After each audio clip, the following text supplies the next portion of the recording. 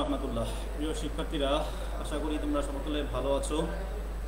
এই করোনাকালীন সময়ে নারায়ণগঞ্জ কলেজের এক অভিনব আয়োজন, সেটা হচ্ছে ফেসবুক লাইভ তোমাদের জন্য। আজকের ক্লাসটা স্পেশালি বিশেষ করে দ্বাদশ শ্রেণীর শিক্ষার্থীদের জন্য, এবং একাদশ শ্রেণীও সংযুক্ত হতে পারো, কোনো সমস্যা নেই, যেহেতু আইসিটি একটাই সাবজেক্ট। তো শিক্ষার্থীরা, আমরা তোমাদেরকে আজকে পঞ্চম অধ্যায় দেখাবো। হ্যাঁ, পঞ্চম অধ্যায় দেখাবো। পঞ্চম অধ্যায় থেকে তোমাদেরকে ফ্লো চার্ট এবং অ্যালগরিদম দেখাবো। ইতিমধ্যে যারা আমার সাথে সংযুক্ত হয়েছো তাদেরকে আমি ধন্যবাদ জ্ঞাপন করছি, এবং যারা সংযুক্ত হও না এখনও, হও নাই, তাদেরকে আমরা সংযুক্ত হওয়ার জন্য, আমাদের সাথে সংযুক্ত হওয়ার জন্য অনুরোধ জানাচ্ছি। তো এবং আমাদের এই লাইভ ক্লাসটি তোমরা সকলের মাঝে ছড়িয়ে দাও, শেয়ার করে দাও। এর ফলে তোমার যেমন উপকার হবে এবং তোমার বন্ধু বান্ধবীদেরও উপকার হবে। আমরা আশা করি তোমরা এই লাইভ ক্লাসটি উপভোগ করবে। তো যাই হোক, আমরা এখন শুরু করতে যাচ্ছি চ্যাপ্টার 5-এর অ্যালগরিদম, ফ্লো চার্ট এবং অ্যালগরিদম। তো ফ্লো চার্ট কী এবং অ্যালগরিদম কী সেটা আমরা জানবো। জানার আগে আমরা একটু দেখে নিই। ওকে, ফ্লো চার্ট সেটা হচ্ছে, সবাইকে ফ্লো চার্ট জানার আগে আমি একটু আমার পরিচয়টা দিয়ে নিচ্ছি। যাই হোক, সকলকে স্বাগত জানাচ্ছি নারায়ণগঞ্জ কলেজের পক্ষ থেকে। হ্যাঁ, সকলকে স্বাগত জানাই, এবং আমি আমার পরিচয় তোমরা জানো, তারপরেও আমি একটু পরিচয় দিয়ে নিচ্ছি।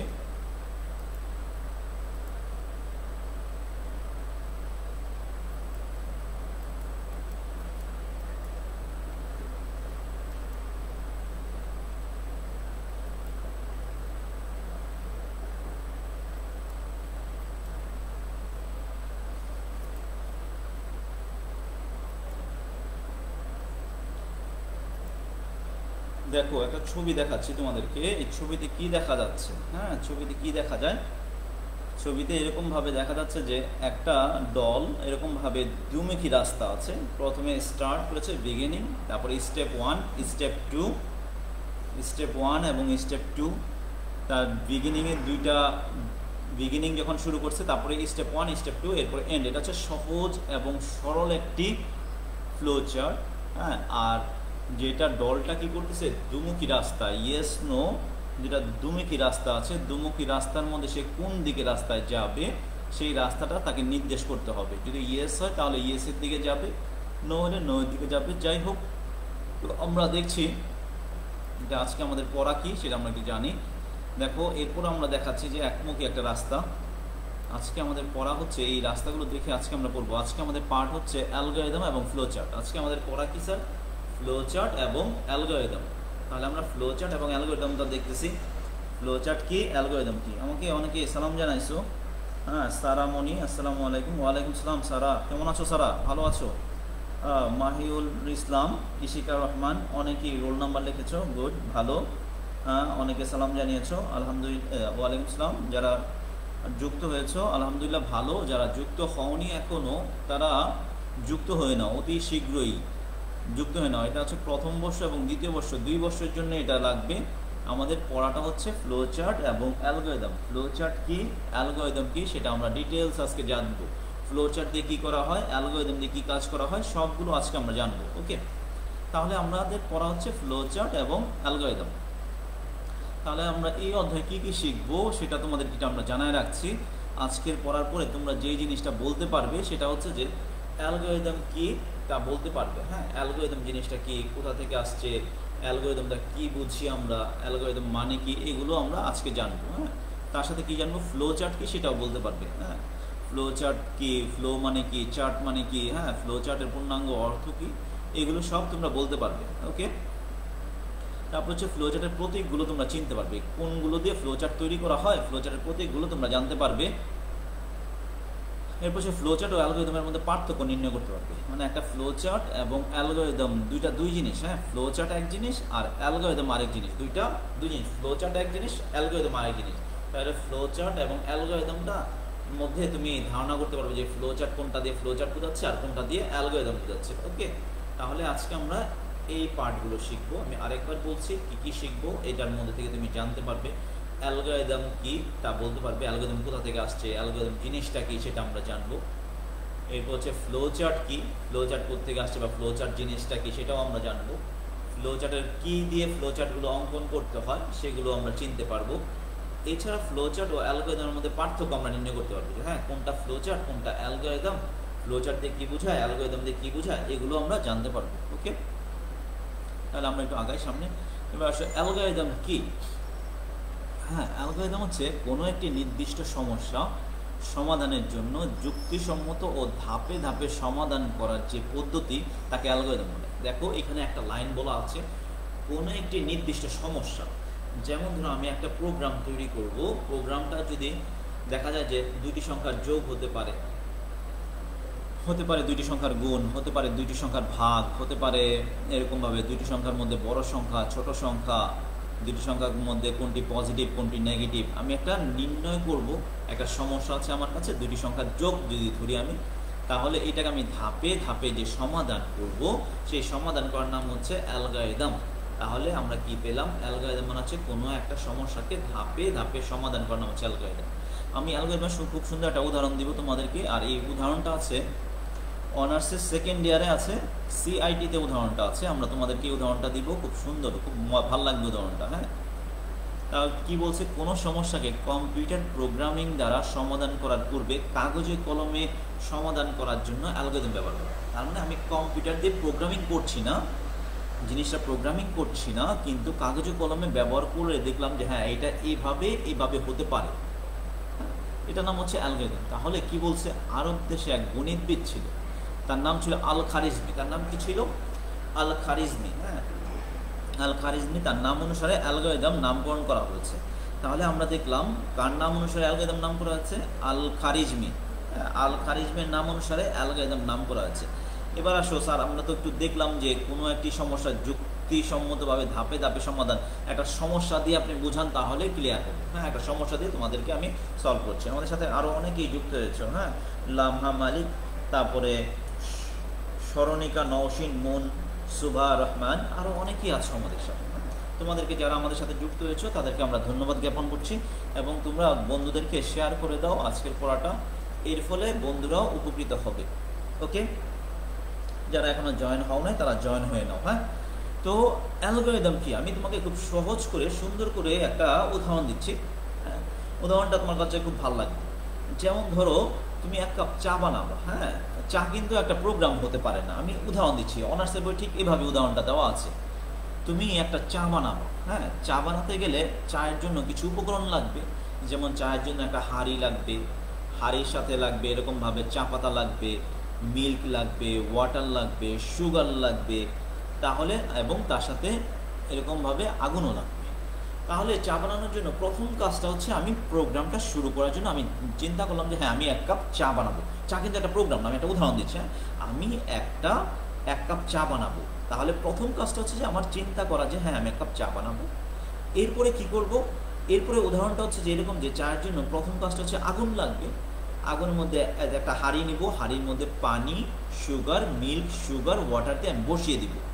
তারপর চা পাতা দিব, কিছুক্ষণ পরে চা পাতা দিয়ে চা পাতাটা ছেঁকে পরিবেশন করবে। এই যে চা বানানোর একটা সিস্টেম, যে একটা ফর্মুলা, যে একটা ধাপে ধাপে আছে কিন্তু। হ্যাঁ, তুমি যদি এরকম হয় যে হ্যাঁ তুমি চা বানাতে যাচ্ছ, তুমি আগুন দাও নাই, হ্যাঁ সবগুলো তোমার কাছে আছে কিন্তু আগুন নাই, তাহলে কিন্তু তোমার চাটা কিন্তু হবে না। হ্যাঁ, আবার সব কিছু আছে তোমার কাছে কিন্তু তোমার কাছে চা পাতা নাই, তাও কিন্তু চাটা হবে না।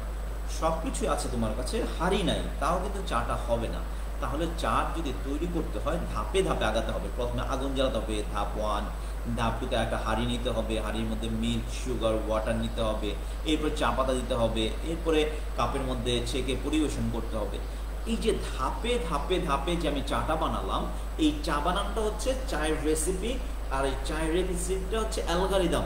আমি যদি কোনো একটা প্রোগ্রামকে ধরো দুটি সংখ্যার যোগ, এই যোগের প্রোগ্রামটাকে যদি আমি ধাপে ধাপে সমাধান করি তাহলে এটার নাম হয়ে যাবে অ্যালগরিদম। আমি কাগজ কলমে আমি ধাপে ধাপে সমাধান করব, আর এই সমাধান করাটার নাম হয়ে যাবে অ্যালগরিদম। তাহলে আমরা অ্যালগরিদম কি বুঝলাম? একটা প্রোগ্রামকে খাতা কলমে, কাগজ কলমে ধাপে ধাপে সমাধান করার নাম হচ্ছে অ্যালগরিদম। একটু দেখো আমাদের দ্বিতীয় লাইনটা, কোনো সমস্যাকে কম্পিউটার প্রোগ্রামিং দ্বারা সমাধান করার পূর্বে কাগজ কলমে সমাধান করার জন্য অ্যালগরিদম ব্যবহার করা হয়, যেটা ধাপে ধাপে হবে। প্রথম ধাপ, দ্বিতীয় ধাপ, তৃতীয় ধাপ, চতুর্থ ধাপ, পঞ্চম ধাপ, এভাবে ধাপে ধাপে যাবে। আর এইটা আমাদের এমসিকিউর জন্য মনে রাখতে হবে যে অ্যালগরিদমটা কার নাম অনুসারে অ্যালগরিদম রাখা হয়েছে? আল খারিজমি। হ্যাঁ, উনি আরব দেশগুলো, তখন আরব দেশগুলো আলাদা ছিল, হ্যাঁ, একসাথে ছিল।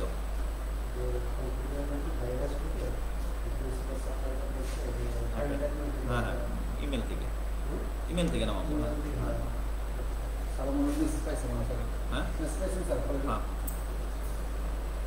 তো যাই হোক, আমরা যেটা বলছিলাম, তাহলে এটা আমাকে এমসিকিউর জন্য মোস্ট ইম্পর্টেন্ট, সেটা হচ্ছে আল খারিজমি, আরব দেশের গণিতবিদ আল খারিজমি এর নাম অনুসারে রাখা হয়েছে, এমসিকিউর জন্য মোস্ট ইম্পর্টেন্ট। তাহলে আমরা সামনে আগাই দেখি অ্যালগরিদম সম্পর্কে।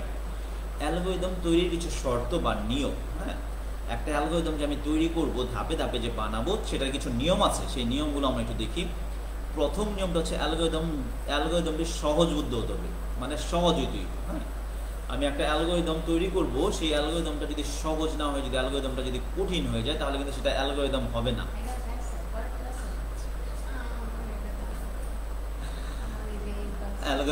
অ্যালগরিদম সহজ হতে হবে। হ্যাঁ, অ্যালগরিদম ধাপটা কি হতে হবে? খুব সহজ হতে হবে। এরপরে অ্যালগরিদমের ধাপটি স্পষ্ট হতে হবে, যাতে সহজে বোঝা যায়। 3 নম্বর হচ্ছে সসীম সংখ্যক ধাপে সমাধান করতে হবে। অ্যালগরিদমে ব্যাপক হারে প্রয়োগের উপযোগী হতে হবে। আমরা এই 4টা ধাপ নিয়ে একটু বিশদ আলোচনা করব, যাতে খুব সহজে বোঝা যায়। আচ্ছা, আমি একটা প্রোগ্রাম বানাবো, হ্যাঁ, যেমন 2টি সংখ্যার যোগের প্রোগ্রাম বানাবো বা 3টি সংখ্যার যোগের প্রোগ্রাম বানাবো। প্রোগ্রামটা বানাতে গিয়ে আমি এত কঠিন করে ফেললাম, যাদের কাছে আমি প্রোগ্রামটা দিলাম তারা কিন্তু কিছুই বুঝে নাই। তারা যদি কিছুই না বুঝে, তাহলে তো আমার অ্যালগরিদমটা কোনো সাকসেস হয় নাই, আমার প্রোগ্রামটা কখনোই সাকসেস হয় না। কারণ হচ্ছে যে আমি যা দিয়েছি সে এটা কিছুই বুঝে নাই, সহজ হয় নাই, অনেক কঠিন হয়ে গেছে, তাহলে কিন্তু সে বুঝতে পারে নাই, তার মানে আমি সাকসেস হতে পারলাম না। অ্যালগরিদম তৈরির প্রথম একদম ফার্স্ট 1 নম্বর শর্তটা হচ্ছে অবশ্যই অ্যালগরিদমটি সহজ হতে হবে। যদি সহজ হয়, তাহলে সে যার কাছে দিয়েছি বা যাদের কাছে আমি প্রোগ্রামটি দিব, তারা খুব সহজেই বুঝতে পারবে। ওকে, 2 নম্বরে আসো। 2 নম্বর কি বলছে? 2 নম্বর বলছে যে প্রত্যেকটি ধাপ স্পষ্ট হতে হবে, যাতে সহজে বোঝা যায়। এবার আসো, প্রথমটা বলছে সহজ, এবার হচ্ছে স্পষ্ট, ক্লিয়ার হতে হবে। আচ্ছা, আমি যখন চা বানাচ্ছিলাম, প্রোগ্রামের পরিবর্তে যে একটা চায়ের ধাপে ধাপে বলছিলাম, যদি আমি ক্লিয়ার না হই, আমি কি বানাচ্ছি, চা বানাচ্ছি নাকি শরবত বানাচ্ছি না কি বানাচ্ছি, না ফিরনি বানাচ্ছি না পায়েস বানাচ্ছি, কি বানাচ্ছি, সেটা যদি আমি ক্লিয়ার না হই, তাহলে কিন্তু আমার সমস্যা। আসলে আমি কি বানাচ্ছি, কোন প্রোগ্রামটা তৈরি করছি। ধরো আমরা একটা প্রোগ্রাম তৈরি করছি, প্রোগ্রামটা হচ্ছে 2টি সংখ্যার যোগ। এখন প্রোগ্রামটা স্পষ্ট না, প্রোগ্রামটা যোগ করতে গেছে হয়ে গেছে 2টি সংখ্যার গুণ, তাহলে কি হলো? তাহলে কিন্তু আমার ধাপগুলো সবগুলো স্পষ্ট হচ্ছে না। সেজন্য যেই প্রোগ্রামটা আমি বানাবো, সেইটার ধাপগুলো অবশ্যই স্পষ্ট হতে হবে, যাতে সহজে বোঝা যায়। এটা ছিল 2 নম্বর। এরপর 3 নম্বর কি বলছে? 3 নম্বর বলছে যে এরকমভাবে সসীম সংখ্যক ধাপের সমস্যার সমাধান করব। আচ্ছা, আমি একটা প্রোগ্রাম তৈরি করছি, কিন্তু ধাপগুলো দিয়েছি 50টা ধাপ দিয়েছি। 50টা ধাপ দিলে কি মানুষ 50টা ধাপ কি দেখবে? কখনোই দেখবে না। বলবে যে একটা ছোট্ট একটা প্রোগ্রাম বানাইছে উনি, 3টি সংখ্যার যোগের একটা প্রোগ্রাম বানাইছে, ধাপ দিয়েছে 50টা ধাপ, তাহলে কেউ দেখবে না। তাহলে আমার ধাপটা সসীম, মানে সীমিত হতে হবে। ধাপগুলো যদি সীমিত হয়, তাহলে আমি খুব সহজেই প্রোগ্রামটা আমি বানাতে পারবো। তাহলে আমার ধাপগুলো খুব সীমিত হতে হবে। 2 নম্বর। 3 নম্বর গেল। এবার হচ্ছে অ্যালগরিদমে ব্যাপকভাবে প্রয়োগ উপযোগী হতে হবে। তার মানে আমি যেটা অ্যালগরিদমটা যে ব্যবহার করব, এটা ব্যাপক হারে প্রচলন থাকতে হবে। আমি এমন কোনো ওয়ার্ড ইউজ করব না, এমন কোনো ভাষা ইউজ করব না যে ভাষাটা ব্যাপক হারে প্রচলন নাই। তাহলে ব্যাপক হারে যদি প্রচলন থাকে, তাহলে আমি কোনটা ইউজ করব? ব্যাপক হারে প্রচলন করার জন্য আমরা এরকমভাবে, যেটা অ্যালগরিদম ব্যাপক হারে প্রচলন, যে ওয়ার্ডগুলো, যে ভাষাগুলো ব্যাপক হারে প্রচলন থাকে, ওইগুলো আমরা ইউজ করব। যেমন ধরো, আমি যদি বলি যে জিরক্স কপি, হ্যাঁ, মানে ফটোকপি, হ্যাঁ, জিরক্স কপিটা কিন্তু ব্যাপক হারে প্রচলন নাই। যদি বলি ফটোকপি করে নিয়ে আসো, তাহলে ব্যাপক হারে প্রচলন আছে। তাহলে আমরা যেটা বলছি, এমন ওয়ার্ড বা এমন ভাষা ইউজ করবো না, বা এমন অ্যালগরিদম ইউজ করবো না যেটা ব্যাপক হারে প্রচলন নাই। তাহলে আমরা 4টা ধাপ দেখলাম অ্যালগরিদম তৈরির শর্ত বা নিয়ম। অ্যালগোরিদম এক নাম্বার হচ্ছে নাম্বার 1, অ্যালগোরিদম সহজ হতে হবে, একদম সহজ হতে হবে যদি আমার অ্যালগোরিদমটা আমার প্রোগ্রামটা তৈরি করতে যাই। 2 নাম্বার অ্যালগোরিদম ধাপ ক্লিয়ার করতে হবে যে আমি কি করতেছি, হ্যাঁ আমি কি বানাচ্ছি এটা ক্লিয়ার হতে হবে। 3 নাম্বার সসীম ধাপ, আমরা ধাপ বেশি দেওয়া যাবে না, অ্যালগোরিদম করবো ধাপে ধাপে করবো, ধাপ বেশি দেওয়া যাবে না, ধাপ কম হতে হবে। এরপর হচ্ছে অ্যালগোরিদম ব্যাপক হারে প্রচলন থাকতে হবে, ব্যাপক হারে এর উপযোগিতা থাকতে হবে, এইটা যে আমি যেটা করছি সেটা প্রচলন আছে কিনা, না আমি এমন কিছু নিয়ে আসছি যেটা প্রচলন নাই। এই ছিল আমাদের অ্যালগোরিদম। হ্যাঁ, সারামণি, তানজিলা, তৃষা, ধন্যবাদ যারা আছো আমাদের সাথে, অনেকেই সালাম জানিয়েছো, ওয়ালাইকুম সালাম। হ্যাঁ, তোমরা থাকো আমাদের সাথে এবং এই ভিডিওটি তোমরা শেয়ার করে দাও, শেয়ার করে দিলে বন্ধুরা দেখতে পাবে। ওকে, অ্যালগোরিদমে কিছু সুবিধা আছে, আসলে আমরা কিছু সুবিধা দেখি, তারপর আমরা একটা অ্যালগোরিদম করবো। হ্যাঁ, সুবিধা কি? সহজে প্রোগ্রামের উদ্দেশ্য বোঝা যায়। হ্যাঁ, এটা আমরা বললাম না, প্রোগ্রামটা যদি আমি সহজ করে লিখি তাহলে কি হবে, সহজে প্রোগ্রামের উদ্দেশ্যটা বোঝা যাবে। এরপর সুবিধা কি আছে, সহজে প্রোগ্রামে ভুল নির্ণয় করা যায়। দেখো, আমি যদি প্রোগ্রামটা যদি সহজ করে না করি বা সঠিকভাবে স্পষ্ট যদি কোনো ক্লিয়ার যদি না থাকে, আমার উদ্দেশ্য যদি ক্লিয়ার না থাকে, আমার অর্থ যদি ক্লিয়ার না থাকে, তাহলে তো আমি ভুল নির্ণয় করতে পারবো না। আমার ভুল নির্ণয়, আমি কোন বিষয়টার উপর প্রোগ্রামটা বানাচ্ছি সেজন্য ওই বিষয়টা যদি আমার জানা থাকে, স্পষ্ট হয়, তাহলে কি করতে পারবো, আমি ভুল নির্ণয় খুব সহজেই কিন্তু আমি ভুল নির্ণয় করতে পারবো। ওকে, এরপরে কি হচ্ছে, জটিল প্রোগ্রাম সহজে রচনা করা যায়। আচ্ছা, অ্যালগোরিদম হলে জটিল প্রোগ্রাম কীভাবে সহজে রচনা করা যায়? আচ্ছা, সহজে রচনা করার প্রক্রিয়াটা হচ্ছে যে আমি যদি আমার ব্যাপক হারে যদি প্রচলন থাকে এবং আমার ধাপগুলো যদি সীমিত হয়, তাহলে এটা কি হবে, প্রোগ্রাম প্রবাহ দিক বোঝা যায়। জটিল প্রোগ্রাম সহজে, অনেক প্রোগ্রাম আমি খাতা কলমে যদি করে ফেলি তাহলে জিনিসটা আমার জন্য সহজ হয়। হ্যাঁ, যে আমি আগেই একটা রাফ করে নিলাম, আমি একটা অঙ্ক করতেছি, অঙ্ক করার আগে জিনিসটা রাফ করে নিলাম, তাহলে জিনিসটা আমার জন্য সহজ হয় বা তোমার জন্য সহজ হচ্ছে। তাহলে আমি যদি একটা প্রোগ্রাম তৈরি করি, প্রোগ্রাম তৈরি করার জন্য অ্যালগোরিদমটা করে নিলে সহজ হয়ে যায়। ওকে, এই ছিল অ্যালগোরিদম। এরপর প্রোগ্রামের প্রবাহ দিক। প্রবাহ দিক হচ্ছে প্রোগ্রামটা কোন দিকে যাচ্ছে। আমরা প্রথমে কিন্তু একটা ছবি দেখিয়েছিলাম যে কোন দিকে যাচ্ছে, সেই কোন দিকটা, সেই দিকটা আমরা হচ্ছে যে প্রোগ্রামের প্রবাহ দিকটা আমরা বুঝতে পারবো। প্রোগ্রাম পরিবর্তন ও পরিবর্তনের সহায়তা করে, তাহলে আমি একটা প্রোগ্রামকে পরিবর্তনও করতে পারবো, পরিবর্ধনও করতে পারবো যদি আমি অ্যালগোরিদমটা সঠিকভাবে রচনা করি। ওকে স্যার, তাহলে একটু দেখো অ্যালগোরিদমের সুবিধা, কোনো সমস্যা আছে না? সমস্যা থাকলে আমাকে জানাও, আমরা এটা তোমাকে সলভ করে দেওয়ার ব্যবস্থা করব।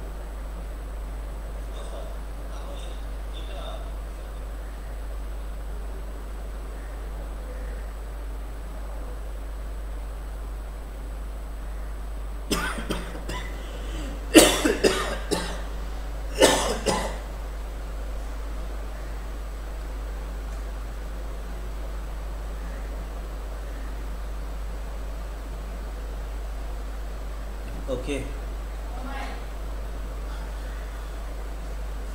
জি আপা, আচ্ছা আমি এটা শেষ করি তারপর দিব।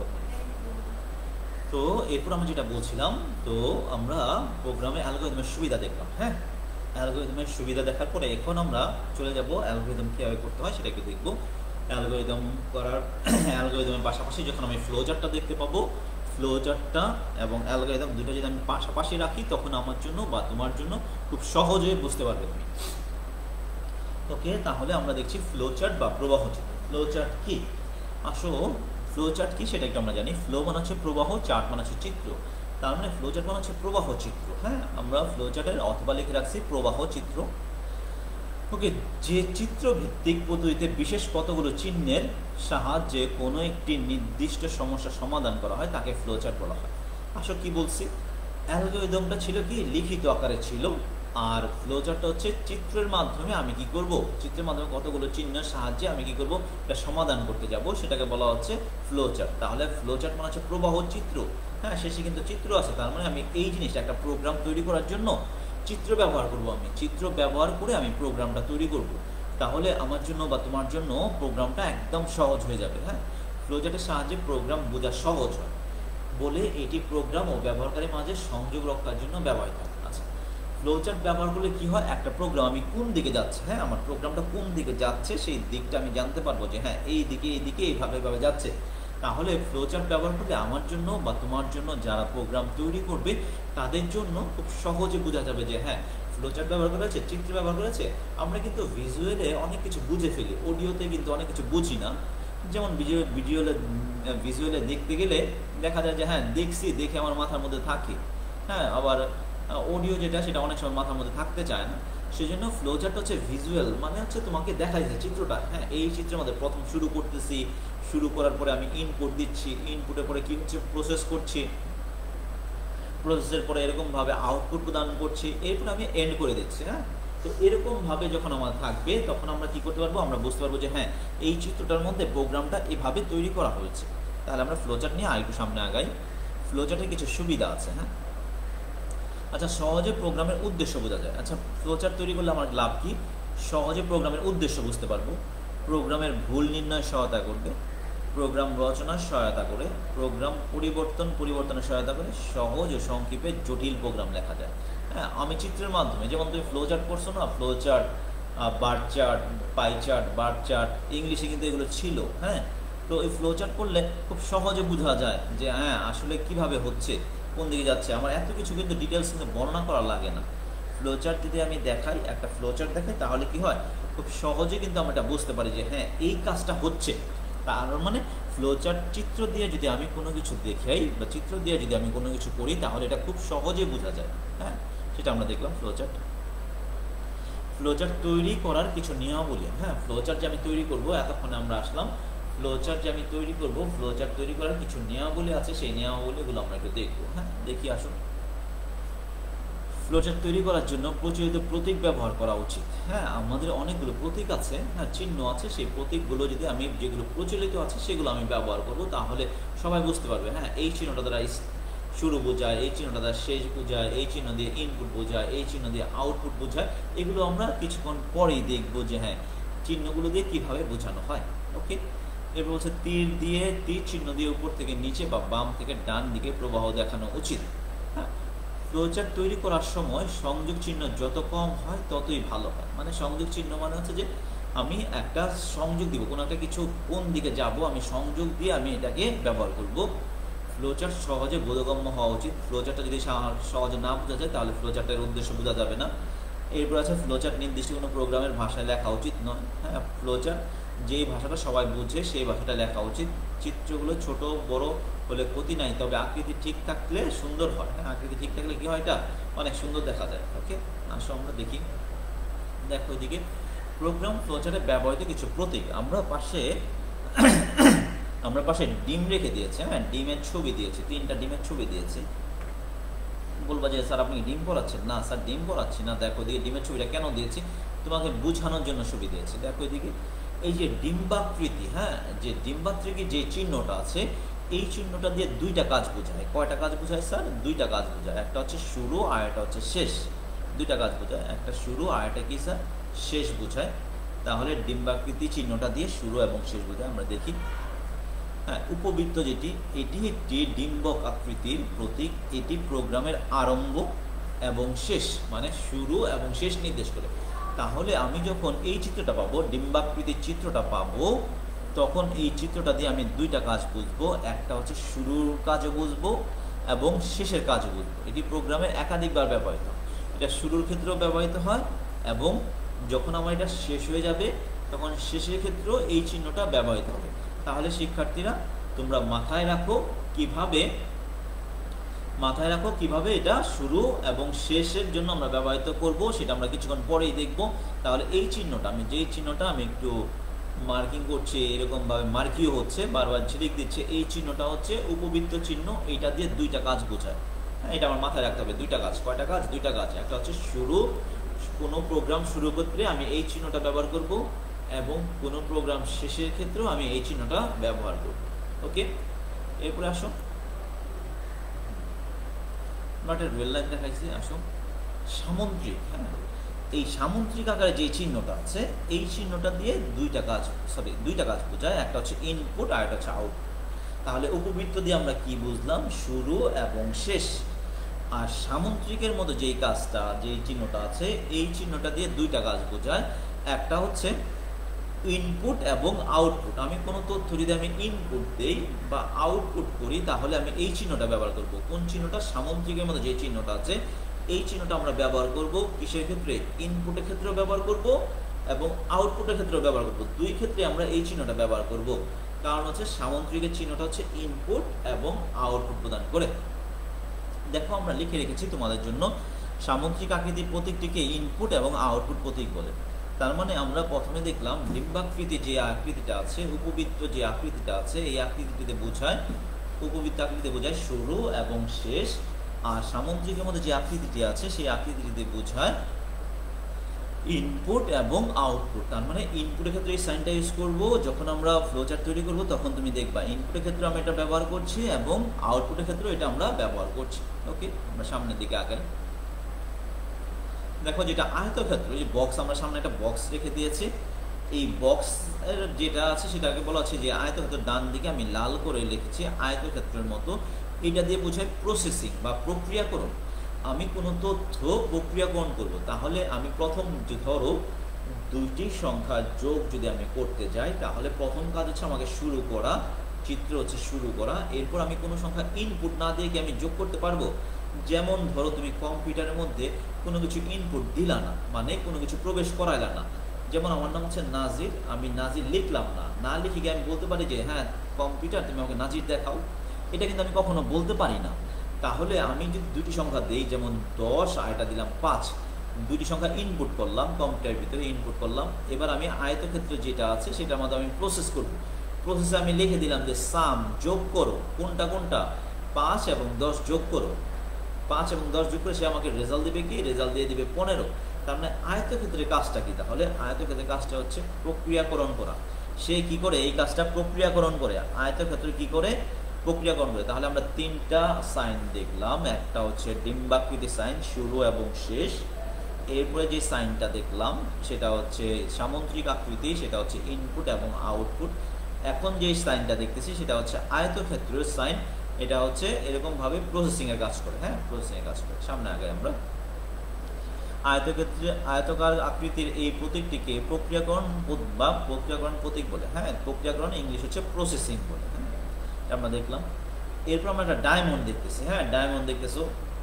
হ্যাঁ, ডায়মন্ড, হীরার টুকরো। এই যে ডায়মন্ড আকৃতি একটা আমাদের সাইন আছে, এই সাইনটা আমরা দেখবো। এই সাইনটা দিয়ে কি বোঝায়? এই যে রম্বস বা ডায়মন্ড আকৃতির সাইনটা আছে, এই সাইনটা দিয়ে বোঝায় সিদ্ধান্ত। হ্যাঁ, হীরক আকৃতি এই প্রতীকটিকে সিদ্ধান্ত বলে। হ্যাঁ, সিদ্ধান্ত প্রতীক বলে। তাহলে যেটা ডায়মন্ড আকৃতি, হ্যাঁ ডায়মন্ড আকৃতি যেটা, সেটাকে কি বলছি আমরা? আমরা বলছি এটা হচ্ছে সিদ্ধান্ত, ইংলিশে বলে রিলেশন। তাহলে আমরা দেখলাম যে তাহলে চারটা চিত্র পেয়ে গেলাম। আমি আরেকবার চিত্রগুলো ব্যাখ্যা করছি। এক নম্বর হচ্ছে ডিম্বাকৃতি যেটা, সেটা হচ্ছে শুরু এবং শেষ। যেটা বাঁকা আয়তক্ষেত্রের মতো সেটা হচ্ছে সামুদ্রিকের মতো, সরি আয়তক্ষেত্র, সামুদ্রিকের আয়তক্ষেত্র না, সামুদ্রিকের মতো যেটা, সামুদ্রিকের মতো যেটা সেটা হচ্ছে ইনপুট এবং আউটপুট। আর আয়তক্ষেত্রের মতো যেটা সেটা হচ্ছে প্রসেসিং। আর যেটা ডায়মন্ডের মতো সেটা হচ্ছে সিদ্ধান্ত। চিত্রগুলো আমরা একটু দেখলাম। এরপর আমরা যেটা দেখছি, গোল একটা চিত্র দেখছি, এটা হচ্ছে বৃত্তের মতো চিত্র দেখছি। এটা নাম হচ্ছে কানেক্টর, মানে সংযোগ চিহ্ন। হ্যাঁ, এটা দিয়ে কি বোঝায়? সংযোগ। এটা দিয়ে আমি সংযোগ দিব, আসলে একটার সাথে একটা সংযোগ দিব। আমি কোন দিকে যাব, ডানে না বামে, কোন দিকে যাব, সংযোগ দেওয়ার জন্য এই চিহ্নটা ব্যবহার। দেখো বৃত্ত বিশিষ্ট এই প্রতীকটি সংযোগ প্রতীক হিসেবে ব্যবহৃত হয়। তার আমরা কি পেলাম? এটা কি হিসেবে ব্যবহৃত হয়? সংযোগ প্রতীক হিসেবে ব্যবহৃত হচ্ছে। তাহলে আমরা ক্লিয়ার দেখে ফেললাম যে বৃত্ত বিশিষ্ট যে প্রতীকটি আছে সেটি সংযোগ হিসেবে ব্যবহৃত হচ্ছে। তাহলে এটা আমরা সংযোগের জন্য বৃত্তটা ব্যবহার করব। ওকে, এরপর আমরা অ্যারো সাইন দিয়ে, হ্যাঁ হলুদ কালারগুলো সবুজ হয়ে যাচ্ছে, এইটা যেটা আছে অ্যারো সাইন, সেই অ্যারো সাইন দিয়ে বোঝায় ওয়ে বা পথ, প্রবাহ দিক, কোন দিকে যাচ্ছে এটা। হ্যাঁ, প্রবাহ দিক। দেখি আমরা এই যে অ্যারো, যে অ্যারো সাইনটা আছে, তাহলে অ্যারো সাইনটা দিয়ে আমরা কি বুঝলাম? কোন দিকে প্রবাহ হবে। তাহলে প্রবাহ দিকের উপর ডিপেন্ড করবে। আমরা যদি দেখি যে হ্যাঁ না, কোন দিকে, ডান দিকে প্রবাহিত হচ্ছে না বাম দিকে প্রবাহিত হচ্ছে, প্রবাহ দিকটা আমরা দেখব। হ্যাঁ, তাহলে সেটা আমরা প্রবাহ দিকের উপর দেখে আমরা এরকম ভাবে ফ্লোচার্ট তৈরি করি। তাহলে আমরা কি পেলাম? অ্যারো মানে হচ্ছে প্রবাহ দিক। ওকে, তীর চিহ্ন বিশিষ্ট সরলরেখা দিক নির্দেশ প্রতীক হিসেবে ব্যবহৃত হয়। তাহলে প্রতীক হিসেবে কি হচ্ছে? এটা হচ্ছে দিক নির্দেশ করা হয়, মানে প্রবাহ দিক কোন দিকে যাচ্ছে। হ্যাঁ, সেটা আমরা প্রবাহ দিকটা নির্দেশ করব এটা দিয়ে। এবার আসলে ফ্লোচার্টের মৌলিক একটা গঠন, সেটা সরল অনুক্রম গঠন বা সিম্পল সিকোয়েন্স, আমরা এটা দেখছি। এরপর হচ্ছে নির্বাচন, সিলেকশনটা আমরা দেখব। তারপর আমরা একটা ফ্লোচার্ট তৈরি করে তোমাদেরকে দেখাবো আজকে। ওকে, ইহা একটি সরল স্ট্রাকচার। এই স্ট্রাকচারে সকল নির্দেশগুলো প্রবাহর অনুক্রমে সাজানো থাকে। হ্যাঁ, আমরা যেটা দেখছি এটা হচ্ছে সহজ, সরল, সিম্পল, একদম সিম্পল সিকোয়েন্স। এটা একটি সরল স্ট্রাকচার। এই স্ট্রাকচার সকল নির্দেশগুলো নির্বাহ অনুক্রমে সাজানো থাকে। কিভাবে নির্দেশগুলো দিবে ঠিক সেভাবে সাজানো থাকবে এটা। এরপর হচ্ছে নির্বাচন বা সিলেকশন। যে সকল ক্ষেত্রে সিদ্ধান্তের প্রয়োজন হয় বা তুলনা করে কার্যনির্বাহ করা হয় সেক্ষেত্রে এই স্ট্রাকচার ব্যবহৃত হয়। হ্যাঁ, তাহলে এই স্ট্রাকচার যখন আমাদের সিদ্ধান্ত নিতে হয় যে আমি কোন দিকে যাব, ইয়েস, নো, ট্রু, ফলস, এগুলো তখন আমার কি করতে হবে, নির্বাচন করতে হবে যে হ্যাঁ ডান দিকে যাব ফ্লোচার্ট না বাম দিকে যাব, ফ্লোচার্টের কোন দিকে যাব সেটা আমরা নির্ধারণ করবো। আমরা সামনে গেলে এটা ক্লিয়ার হবে আমাদের। ফ্লোচার্টের মৌলিক গঠন, লুপ বা চক্র, এরপর হচ্ছে জাম্প। হ্যাঁ, তাহলে এটা আমরা একটু দেখবো, একটু চলে আসি আমাদের সামনে সরল অনুক্রম ও ফ্লোচার্টের একটি উদাহরণ। দেখো এদিকে আমরা লিখছি দুটি সংখ্যার যোগফল নির্ণয়ের অ্যালগরিদম ও ফ্লোচার্ট। তাহলে আমরা কি করছি এখন, ফ্লোচার্ট, এতক্ষণ ফ্লোচার্ট ও অ্যালগরিদম তোমাদেরকে আমরা বুঝিয়েছি। এখন আমরা ফ্লোচার্ট এবং অ্যালগরিদম তৈরি করব। কোনটা ফ্লোচার্ট কোনটা অ্যালগরিদম সেটা আমরা জানবো। হ্যাঁ, ওকে, ধাপ 1 প্রোগ্রাম শুরু করি। এই যে দেখো আমি লিখতেছি, হ্যাঁ, লেখাটা হচ্ছে অ্যালগরিদম, আর চিত্রের মাধ্যমে আমি যেটা আনবো সেটা নাম হচ্ছে ফ্লোচার্ট। সহজ, একদম সহজ ভাষায় যেটা আমরা লিখবো সেটার নাম কি হচ্ছে অ্যালগরিদম, আর যেটা চিত্রের মাধ্যমে আমি প্রকাশ করবো সেটা হচ্ছে ফ্লোচার্ট। তাহলে অ্যালগরিদম ধাপ 1 প্রোগ্রাম শুরু করি। এরপর ধাপ আমরা কি দেখলাম, ইনপুট হিসেবে দুটি সংখ্যা এ এবং বি এর মান গ্রহণ করি।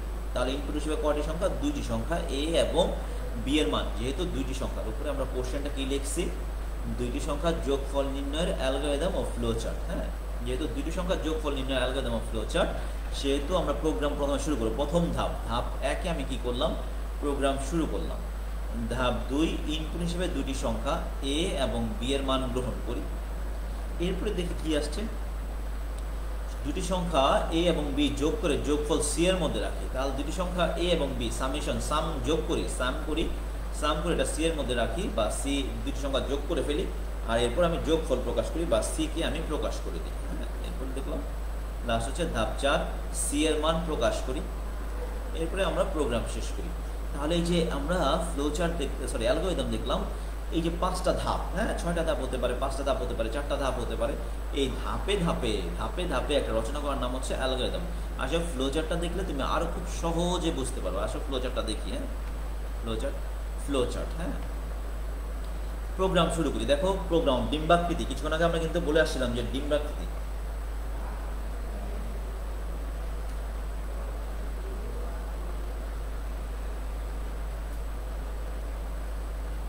আমরা দেখো এদিকে, আচ্ছা অনেকে বলছে যে second year class first year, তো স্যার আমাদের বই কিন্তু একটাই স্যার। হ্যাঁ, ফার্স্ট ইয়ার সেকেন্ড ইয়ার সবাই ক্লাস করতে পারবে, এটা কোনো সমস্যা নাই, কোনো প্রবলেম নাই স্যার। হ্যাঁ, অনেকে কমেন্টসে জানাচ্ছ যে এটা সেকেন্ড ইয়ারের ক্লাস কিনা, সেকেন্ড ইয়ারের ক্লাস ফার্স্ট ইয়ার কেন। না sir, first year second year সবাই করতে পারবে, যেহেতু আমাদের বই একটা বই, ফার্স্ট ইয়ারও করতে পারবে, সেকেন্ড ইয়ারও করতে পারবে, সবাই করতে পারবে। হ্যাঁ, তো যাই হোক আমরা কি করছি, প্রোগ্রাম শুরু করছি। হ্যাঁ, প্রোগ্রাম শুরু ডিম্বাকৃতি। এই যে দেখো ডিম্বাকৃতির যে চিত্রটা আছে সেই চিত্রটা দিয়ে আমরা কি বুঝেছিলাম, শুরু করি প্রোগ্রাম। তাহলে প্রোগ্রাম শুরু করলাম। এরপরে দেখো দুটি সংখ্যা ইনপুট করছি, যে আমরা বলছিলাম সামুদ্রিকের মধ্যে যে চিহ্নটা আছে সেই চিহ্নটা দিয়ে আমরা কি দিলাম, এ এবং বি এর মান গ্রহণ করলাম। তার মানে এ এবং বি এর মান আমি কম্পিউটারে প্রবেশ করাবো, ইনপুট করাবো। তাহলে প্রথম কাজ হচ্ছে প্রোগ্রাম শুরু করি। দেখো প্রোগ্রাম শুরু করা হচ্ছে ডিম্বাকৃতি, যেটা হচ্ছে প্রোগ্রাম শুরু করলাম। এরপর এ ও বি এর মান গ্রহণ করলাম, এ এবং বি এর মান দিব কম্পিউটার মধ্যে, ধরলাম এ এর মান দিলাম 10, বি এর মান দিলাম 5, দুইটা মান দিলাম। হ্যাঁ, এরপর কি হবে, এরপর সি নিয়ে এ এবং বি এর মান যোগ করবো। দেখো এখানে চিহ্নটা, দেখো চিহ্নগুলোর দিকে তাকাও, চিহ্নগুলোটা হচ্ছে, এটা হচ্ছে আয়তক্ষেত্রের চিহ্ন, আয়তক্ষেত্রের চিহ্ন। হ্যাঁ, আয়তক্ষেত্রের চিহ্ন। এই চিহ্নটা দিয়ে আমরা কি বুঝলাম, এই চিহ্নটা দিয়ে আমরা বুঝলাম যে হ্যাঁ এটা হচ্ছে একটা আয়তক্ষেত্রের চিহ্ন, যেটা সেটা হচ্ছে প্রসেসিং চিহ্ন। তাহলে প্রোগ্রাম শুরু করলাম, এরপর আমি ইনপুট করলাম, এরপর আমি কি করলাম, প্রক্রিয়াকরণ করলাম। দেখো প্রতিটা প্রোগ্রামে তোমাকে আমি একটু সহজ করে দিচ্ছি, প্রতিটা প্রোগ্রামের মধ্যে শুরু থাকবে। শুরু ছাড়া কিন্তু কোনো কাজ শেষ হয় না। কোনো কাজ শেষ করতে হলে প্রথম কাজ হচ্ছে যে শুরু করতে হবে। তারপর কোনো কিছু ইনপুট না দিলে কিন্তু আউটপুট পাওয়া যাবে না। আমি কম্পিউটারের সামনে যদি বসে থাকি, সারাদিন বসে থাকি, বললাম যে 5 আর 10-এর যোগফল কম্পিউটার আমাকে কেন দেয় না, আমি তো ইনপুটই দিই নাই। ইনপুট না দিলে কি সে আমাকে রেজাল্ট দেবে? রেজাল্ট কখনোই দিবে না। সে যদি আমাকে রেজাল্ট দিতে হয় তাহলে আমাকে দুইটা মান ইনপুট দিতে হবে। যেমন এর মান দিলাম 10, বি এর মান দিলাম 5।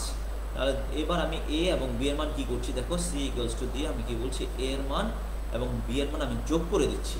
যদি এ এর মান এবং বি এর মান যোগ করে দিই তাহলে সি এর মধ্যে আছে এটা, তাহলে রেজাল্টটা কি আসবে, সি এর মধ্যে রেজাল্ট আসবে। দেখো আমরা কি করি, সি এর মান ছাপাই, তাহলে আউটপুট কি পাচ্ছি, সি পাচ্ছি, সি এর মান আমি ছাপাই দিব। এরপরটা তুমি বুঝতেছো শেষ করি। তাহলে এইখানে আমরা যেটা করতে পারি এটা হচ্ছে এরপরটা হচ্ছে শেষ করি প্রোগ্রাম। এই যে আমি একটা ফ্লো চার্ট আঁকলাম, তোমাকে এখন বুঝতে হবে যে ফ্লো চার্টের মধ্যে ফ্লো চার্ট কোনটা আর অ্যালগরিদম কোনটা। তাহলে আমাদেরকে বুঝতে হবে যে ফ্লো চার্ট কোনটা, অ্যালগরিদম কোনটা। অ্যালগরিদম হচ্ছে বাম দিকেগুলো হচ্ছে অ্যালগরিদম, ধাপে ধাপে আমি সমাধান করেছি, সেটার নাম হচ্ছে অ্যালগরিদম। দেখো প্রথম ধাপ শুরু করেছি, এরপর ইনপুট করেছি, এরপর এ এবং বি এর মান গ্রহণ করেছি, এরপর দুইটি সংখ্যা এ এবং বি যোগ করেছি, এরপর সি এর মান ছাপাই দিয়েছি, প্রোগ্রাম আমি শেষ করে ফেলছি। সরি স্যার,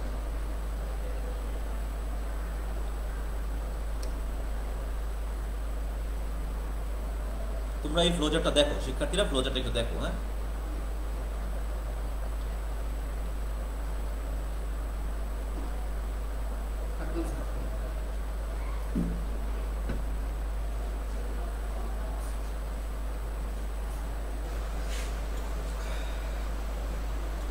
তাহলে আমরা বলতে পারি যে ফ্লোচার্টের যে লেখাগুলো আছে, লেখাগুলোকে বলা হচ্ছে অ্যালগরিদম, আর যে চিত্রের মাধ্যমে যেটা বর্ণনা দিব সেটা হচ্ছে ফ্লোচার্ট।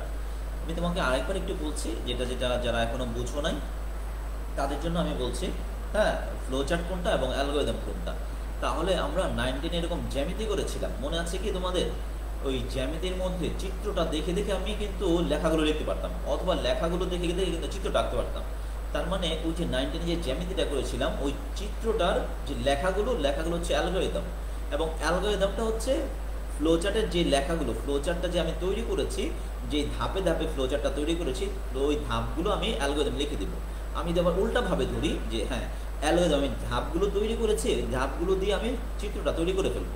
যেমন প্রথম ধাপে আমি শুরু করেছি, যেমন শুরু চিত্রটা দিয়েছি, এরপর আমি ইনপুট করেছি, ইনপুটে এ এবং এ বি এর মান ইনপুট করছি, এখানে আমি মান গ্রহণ করে রেখেছি। এরপরে আমি কি করছি, সি দুটি সংখ্যার মান যোগ করছি, এ এবং বি এর মান সিতে রাখি, যোগ করে a c equals to a plus b নির্ণয় করেছি। এরপর আমরা কি করেছি, যে সি এর মান ছাপাই দিছি, মানে সিকে আমি আউটপুট করেছি, এরপর প্রোগ্রাম আমরা শেষ করেছি। তো এটা ছিল আমাদের একটা ফ্লো চার্ট। তাহলে আমরা আজকে যা জানলাম সেটা আমরা আরেকটা ফ্লো চার্ট দেখবো আজকে। তার আগে আমি একটু জানাই রাখি ফ্লো চার্টটা কি এবং অ্যালগরিদমটা কি, এটা তোমার মাথার মধ্যে রাখতে হবে। ফ্লো চার্ট মানে হচ্ছে প্রবাহ চিত্র, তাহলে চিত্রের মাধ্যমে এটা সমাধান হবে। আমি একটা প্রোগ্রাম তৈরি করব, প্রোগ্রাম তৈরি করার আগে খাতা কলমে চিত্রের মাধ্যমে যদি আমি একটা সলভনেস নিয়ে আসি বা একটা সলভ করে দিই চিত্রের মাধ্যমে, সেটা হয়ে যাবে ফ্লো চার্ট। আর যদি ধাপে ধাপে সেটাকে যদি আমি সমাধানের জন্য লিখে রাখি, সেটা হয়ে যাবে অ্যালগরিদম। প্রিয় শিক্ষার্থীরা, আশা করি তোমরা বুঝতে পেরেছো। হ্যাঁ, তাহলে অ্যালগরিদম হচ্ছে ধাপে ধাপে লেখা, আর ফ্লো চার্ট হচ্ছে চিত্রের মাধ্যমে সমাধান। আসো আমরা আরেকটা ফ্লো চার্ট দেখবো, তারপর আমরা তোমাদের জন্য কিছু বাড়ির কাজ দিয়ে দিব।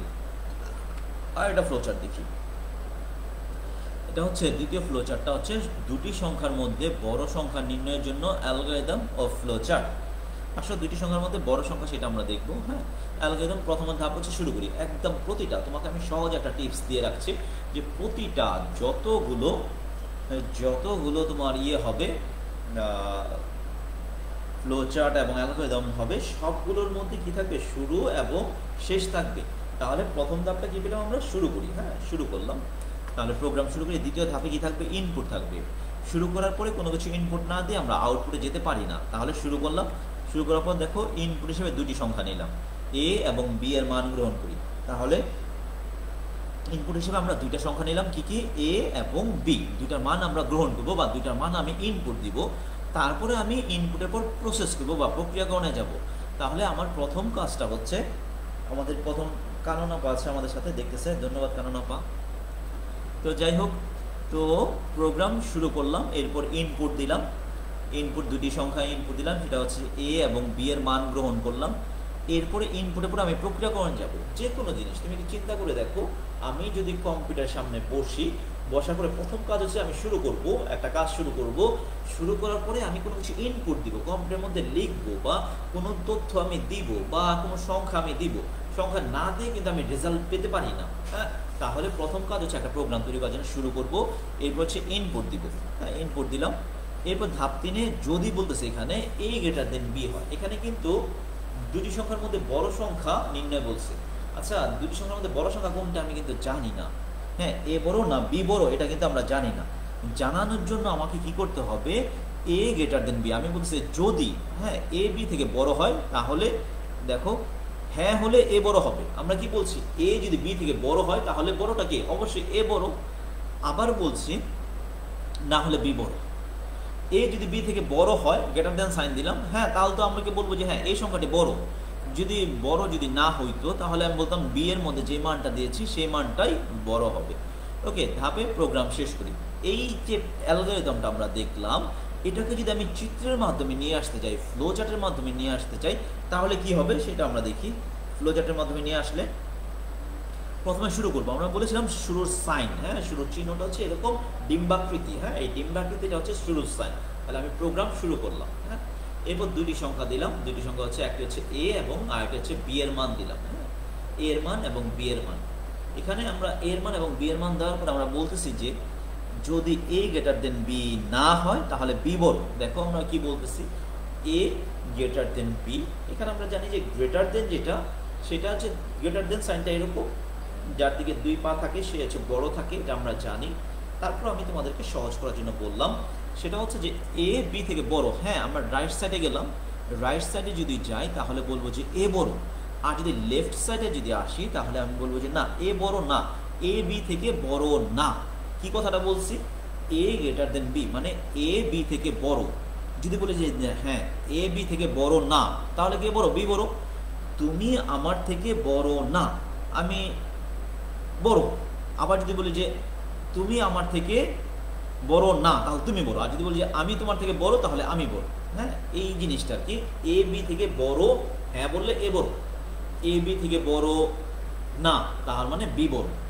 এরপর আমরা কি করব, এরপর আমরা প্রোগ্রামটা শেষ করব। হ্যাঁ, এখন দেখো এখানে আমি একটা এ থেকে এবং বি থেকে এনে দুইটা অ্যারো এনে আমি একটা জিরোর মধ্যে সংযোগ দিয়েছি। আমরা কিছুক্ষণ আগে কিন্তু পড়িয়েছিলাম যে জিরো দ্বারা বা গোল চিহ্নটা দ্বারা, হ্যাঁ গোল চিহ্নটা দ্বারা কানেক্টর বা সংযোগ বোঝায়।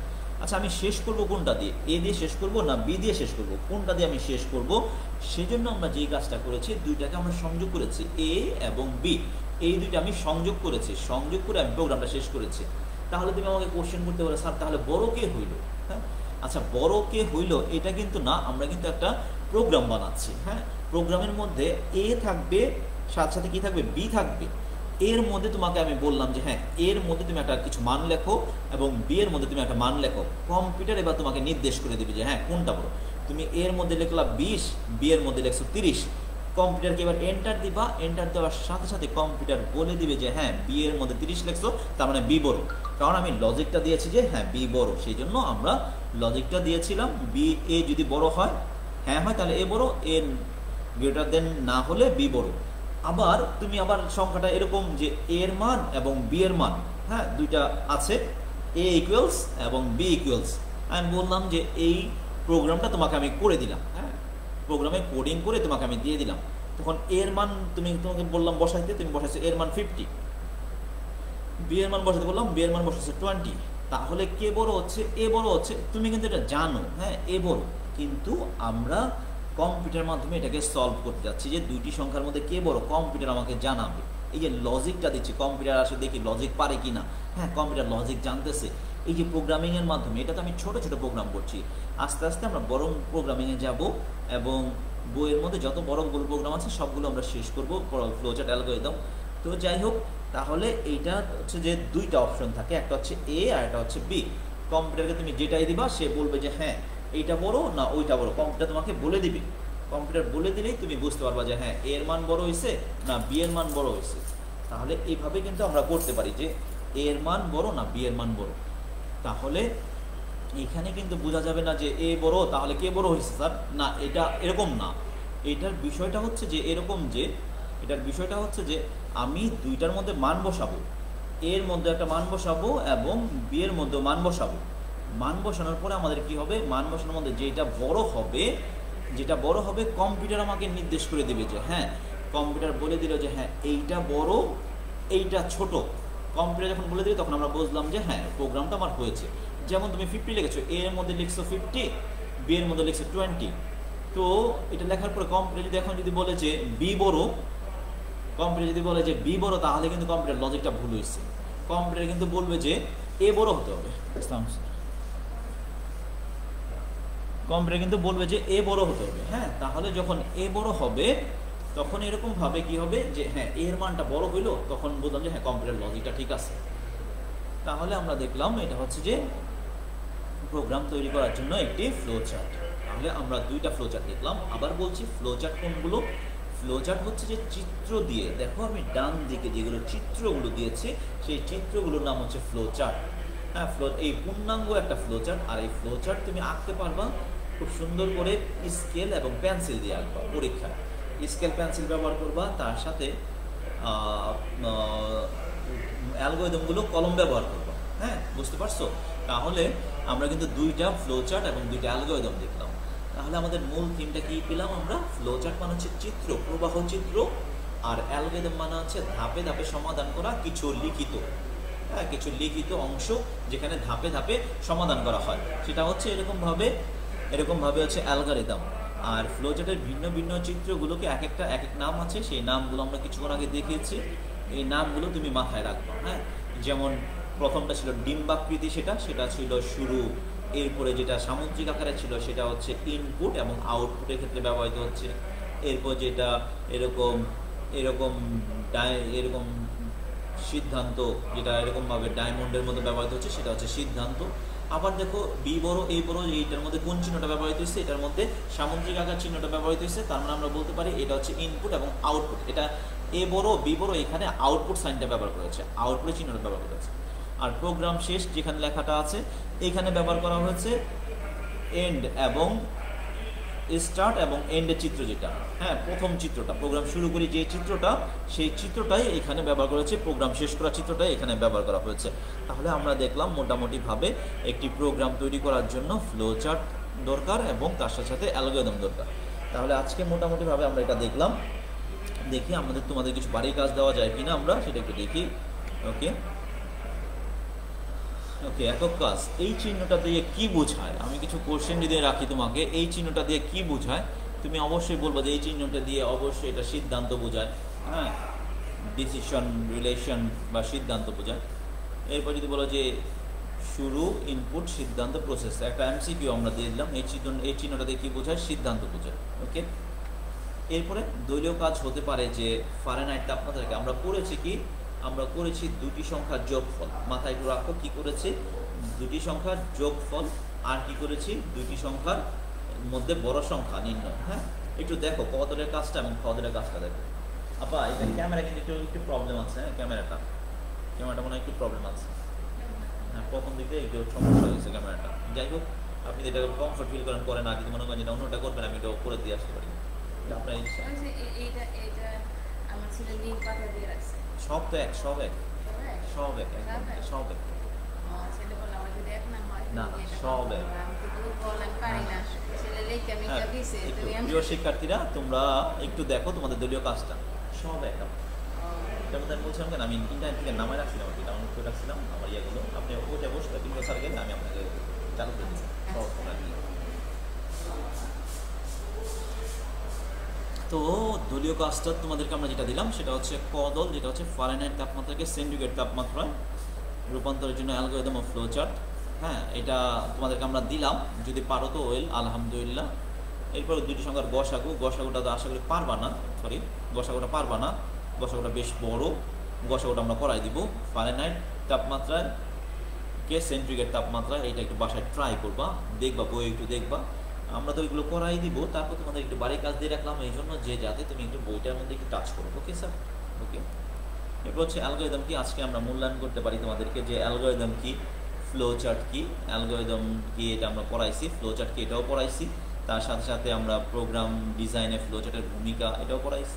ফ্লো চার্ট তৈরি আগের ধাপগুলো হলো অ্যালগরিদম ব্যাখ্যা করো। ওকে, ঠিক আছে, এরকম ছিল বাড়ির কাজ। যদি আমরা বলি অ্যালগরিদম অফ ফ্লোচার্টের মধ্যে পার্থক্য লিখে আনবে, অ্যালগরিদম এবং ফ্লোচার্ট কি, এগুলো যদি তুমি লিখতে পারো, বইটা সাহায্য নিবা। হ্যাঁ, তুমি যে বই কিনছো না কেন, বইয়ের সাহায্য নিবা, সাহায্য নিয়ে তোমার জন্য সহজ হয়ে যাবে অ্যালগরিদম এবং ফ্লোচার্টের পার্থক্য। ওকে স্যার, ধন্যবাদ সবাইকে। সবাই ভালো থাকবা, সুস্থ থাকবা, সুন্দর থাকবা, নারায়ণগঞ্জ কলেজের সাথে থাকবা। আশা করি সকলেই ভালো আছো এবং আমাদের জন্য সবাই দোয়া করবা ইনশাআল্লাহ। তোমাদের জন্য আমরা দোয়া করছি যাতে এই করোনাকালীন সময়ে তোমরা বাসায় বসে খুব ভালো করে প্রিপারেশন নিতে পারো এবং করোনা শেষ হয়ে যাতে আমাদের সাথে সংযুক্ত হতে পারো সরাসরি, সেটাই আমরা আশা করি। ওকে স্যার, আল্লাহ হাফিজ।